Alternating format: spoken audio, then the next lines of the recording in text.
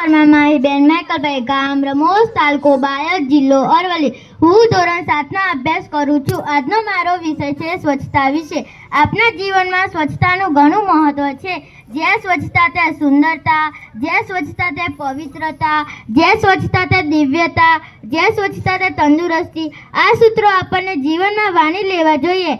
ગાંધીજીએ તો આગળ વધીને સ્વચ્છતા ત્યાં પ્રભુતા એવું સૂત્ર આપ્યું. શરીરની તંદુરસ્તી માટે શરીરની સ્વચ્છતા ખૂબ જરૂરી છે.